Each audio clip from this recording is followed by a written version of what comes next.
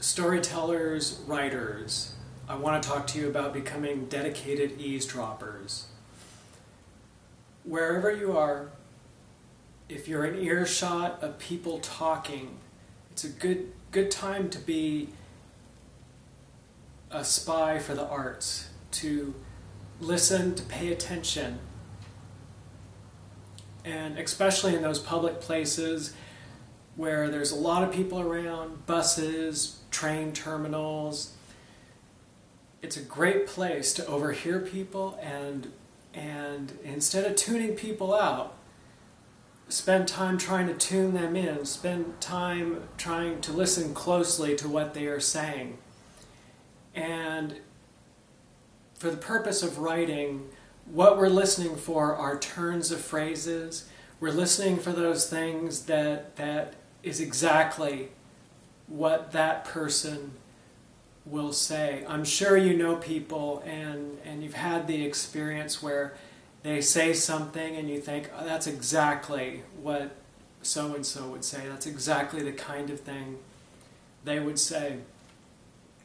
I had a supervisor who, whenever I talked with him, every 10 minutes he would use the phrase, needless to say. Every time he said this, I would think to myself, if it was needless to say, then why did you say it? And I didn't say that to him. He'd keep talking. And of course, what he did say wasn't needless to say, and that's why he said it. But he'd say, okay, we're going to need to do, that and that and that. Needless to say, blah, blah, blah. In my mind, I would think, well, and we'd, continue talking. So that was his a phrase that kind of defined who he was. And now that really stands out, but there are a lot of phrases that an individual might use only one time. Still, it is very much the kind of turn of phrase that they would say. And the reason we want to eavesdrop for these phrases, these, 2 to 10 words that sort of characterize a person, is we want to learn how to use dialogue to convey stronger character in our story writing. And the best way to do this is just to put your ears around real people and start with your ears, start spying on them to find these phrases and paying attention. We live in a great time for this, and that there are a lot of people walking around talking on their cell phone, and we may not understand exactly what they're talking about, but we are hearing those phrases, and we are getting a chance to hear them talk candidly, because they've kind of given up on the idea of, oh, I'm having a private conversation and I don't want to. They've kind of said, I don't care if people overhear me having a private conversation. So, I know for me, I'm not always happy to be near someone on their cell phone, but still, if you're a writer, it's a great opportunity to learn more about writing better dialogue and conveying stronger character in your dialogue. Now, when you're listening for those phrases that kind of define a person and convey stronger character, now, you find the phrase that you think that is exactly what that individual will say. Now, there is one thing that happens, and that's stereotypical, where you find there's a phrase that kind of that's what those kind of people say. Now that is true to an extent, but everyone is an individual, and there are subtle modifications of those. If you're in a certain part of the country where everyone says y'all, then a writer could think that is a term that those that regional person will say. But then you need to you can go ahead and realize that there are phrases, there are patterns of speech that groups take on, but then there are individuals in those groups, and you don't want your writing to fall short of great writing by just being stereotypical. You want to go ahead and then push it to individuals or there can be individuals in the group, and one individual will say, well, needless to say, y'all, and that individual will say that, and another individual, for some reason, is usually laughing when they're saying y'all, like tells a joke, and then, so there are individuals within groups, and every individual has certain turns of phrases, patterns of thought, and as we learn to pick those out and highlight them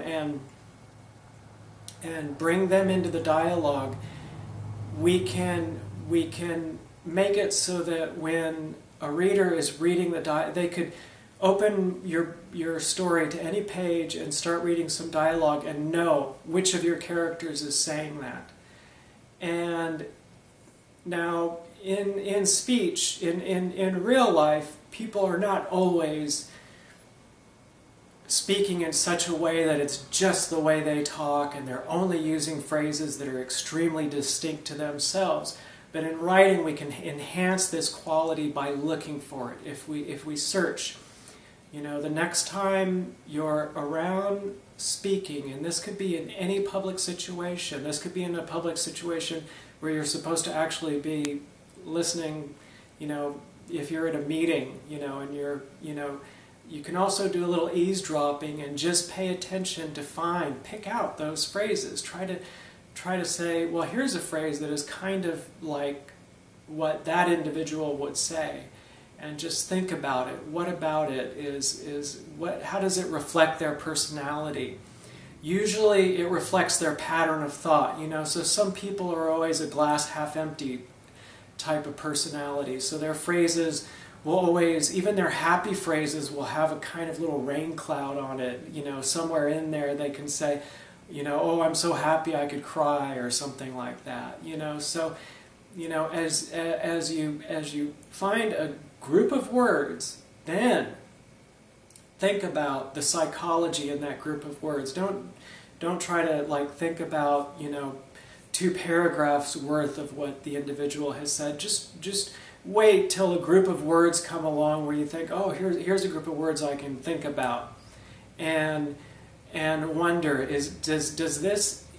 do these group of words give an enhanced experience of that personality, that character, that individual? Is there a word or two I can change to enhance the feeling of that character, so that if I use these group of words in the dialogue, in my story, in the limited amount of time, I can give an enhanced experience of the characters in my story. So I'm not writing word for word natural speech the way people will talk. I'm enhancing the dialogue to convey more character, and I'm making each character use more distinct dialogue, distinct from the other characters. They could be talking about the same thing, but they are using phrases, patterns of thought that are more distinct to themselves. Now everyone, being human, all humans think more or less along the same lines. We have more or less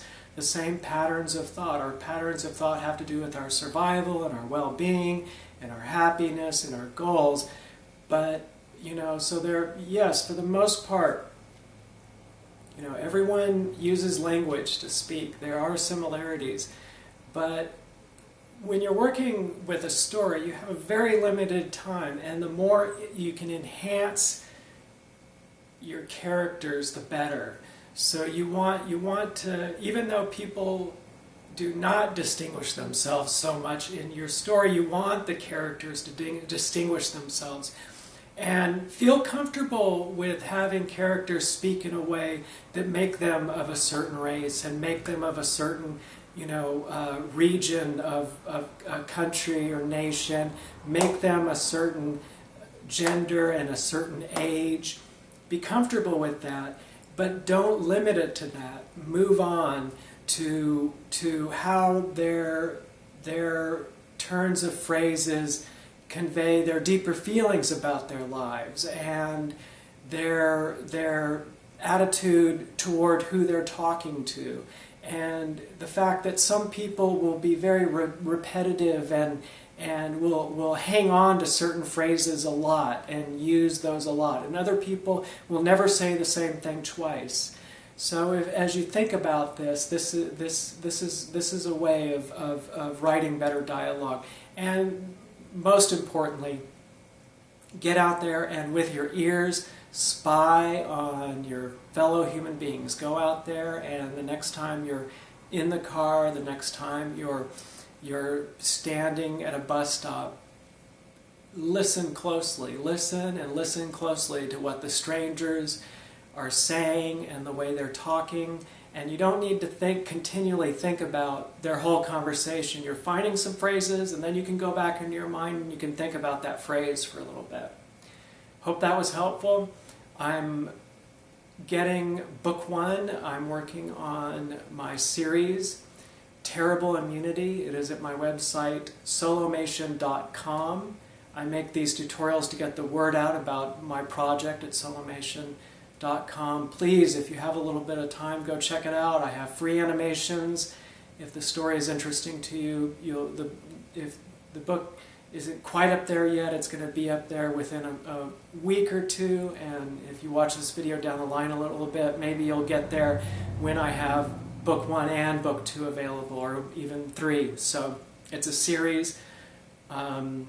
You're really helping my cause by taking the time to check it out. I hope your writing goes really good. Hit the like button, leave a comment, and I hope you have a good day.